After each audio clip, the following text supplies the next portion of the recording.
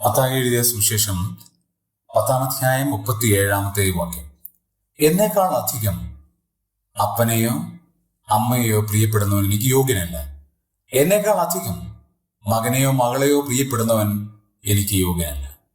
ശിഷ്യത്വത്തിന്റെ പല അടിസ്ഥാന പ്രമാണങ്ങളിൽ പ്രാധാന്യമുള്ള ഒരു പ്രമാണമാണ് നാം വായിച്ചു കേട്ടത്.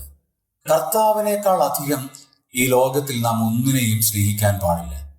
ഒരുപക്ഷെ കർത്താവിനേക്കാൾ അധികം നമ്മുടെ അപ്പനെയോ അമ്മയോ സ്നേഹിച്ചാൽ അത് കർത്താവിനെ അനുഗമിക്കുന്നതിന് അയോഗ്യതയായി കണക്കാക്കപ്പെടും. മാത്രവുമല്ല, കർത്താവിനേക്കാൾ ഉപരിയായി മകനെയോ മകളെയോ പ്രിയപ്പെടുന്നവൻ കർത്താവിനെ അനുകരിക്കുവാൻ അയോഗ്യനാണ് എന്ന് വ്യക്തമാണ്. അങ്ങനെയാണെങ്കിൽ ഇവിടുത്തെ ഏറ്റവും പ്രാധാന്യമുള്ള കാര്യം എന്താണ്? ഈ ലോക ജീവിതത്തിൽ നമ്മൾ ജീവിക്കുമ്പോൾ കർത്താവിനെ അല്ലാതെ വേറെ ആരെയും സ്നേഹിക്കാനായിട്ട് പാടില്ല, അധികമായി സ്നേഹിക്കാനായിട്ട് പാടില്ല. നാം ഏറ്റവും കൂടുതൽ സ്നേഹിക്കേണ്ടത് നമുക്ക് വേണ്ടി ജീവൻ അർപ്പിച്ച, നമ്മെ രക്ഷിച്ച അരുമനാഥനായ കർത്താവിനെ മാത്രമാണ്. ആ കർത്താവിനെ നമുക്ക് അക്ഷയമായി സ്നേഹിക്കാം.